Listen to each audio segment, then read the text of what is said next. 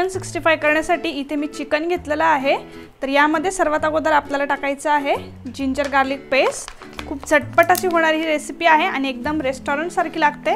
तर याच्यात आपण अगोदर 2 चमचे एवढं जिंजर गार्लिक पेस्ट टाकून घेऊया। तुम्ही घरगुती वापरलं तरी देखील चालेल। त्याचबरोबर यामध्ये आपल्याला टाकायचे आहे कोथिंबीर। त्याचबरोबर यामध्ये टाकायचं आहे आपल्याला 1 अंड आणि इथे मी घेतलेला आहे चिकन 65 चा मसाला। तर चिंग्सचा चिकन 65 चा मसाला घ्यायचा आहे आणि यामध्ये आता आपण हा टाकून घेऊया। त्याचबरोबर यामध्ये आता आपल्याला टाकायचा आहे थोडासा रेड कलर। तर हा ऑप्शनल आहे, मी बुश या कंपनीचा पावडर रेड कलर वापरलेला आहे। आता आपण हे मिक्स करून घेऊया। तर हे सर्व आपण व्यवस्थित असं एकत्र करून घेतलेलं आहे। जर तुमच्याकडे कढीपत्ता असेल तर तो देखील तुम्ही यामध्ये बारीक चॉप करून टाकायचा आहे आणि यामध्ये आपल्याला एक्स्ट्रा मीठ देखील घालायची गरज पडत नाही।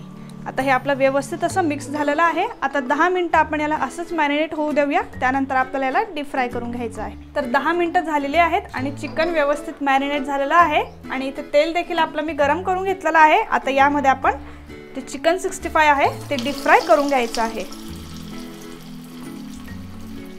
तर मीडियम फ्लेमवर आपल्याला हे व्यवस्थित क्रिस्पी होईपर्यंत फ्राय करायचं आहे। तर चिकन 65 आता आपलं छान असं व्यवस्थित क्रिस्पी तळून झालेलं आहे। आता आपण याला सर्व करून घेऊया। तर अशा पद्धतीने तयार झालेलं आहे आपले एकदम झटपट आणि क्रिस्पी असे चिकन 65। तर तुम्ही माझी ही चिकन 65 ची रेसिपी नक्की ट्राय करा आणि मला कमेंटमध्ये कळवा तुम्हाला माझी ही रेसिपी कशी वाटली।